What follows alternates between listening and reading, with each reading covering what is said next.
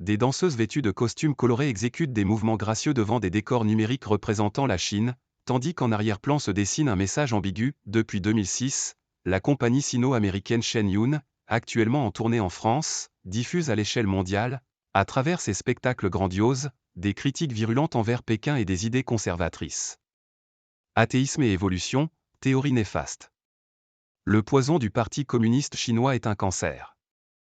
Mi-février, à Tours, Centre-Ouest, une soprano interprète en mandarin une ode au divin, fustigeant les pensées modernes qui corrompent l'humanité. Les paroles sont traduites en français sur un écran géant. Quelques 2000 spectateurs conquis assistent ensuite à une course-poursuite entre des manifestants pacifistes et des policiers chinois. Clou du show, l'un des agents change de camp, car il prend conscience que des forces plus importantes sont peut-être à l'œuvre, peut-on lire dans le programme.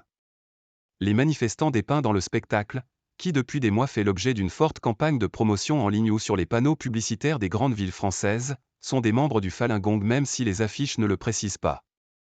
Ce mouvement spirituel créé en 1992, qui revendique près de 100 millions d'adeptes et promeut notamment le Qigong, une gymnastique lente issue de la médecine traditionnelle chinoise, a connu un sort contrasté en Chine.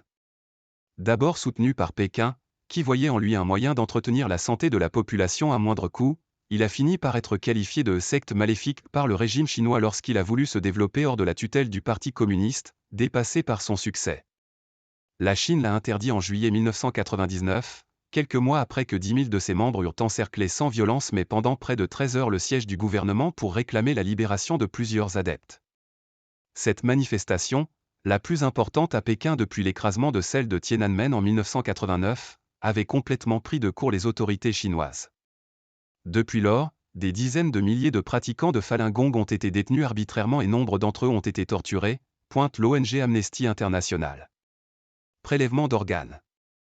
En janvier, le Parlement européen a voté une résolution sur la persécution persistante du Falun Gong en Chine, 10 ans après avoir manifesté sa profonde inquiétude vis-à-vis des rapports crédibles et incessants de prélèvements non consentis, systématiques, d'organes par Pékin sur des prisonniers d'opinion, dont un grand nombre d'adeptes du Falun Gong. Des allégations fréquemment reprises par ce mouvement, y compris durant le spectacle, mais que le consulat de Chine à Marseille, Sud-Est, estimait l'an dernier fabriquer.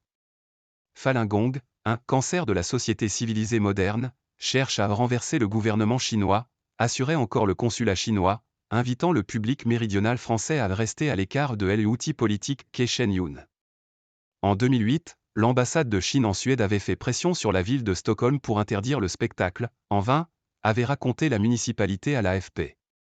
Sur son site internet, Shen Yun fait également état de menaces répétées, surtout financières de l'ambassade chinoise en Corée du Sud, parfois assorties d'annulations.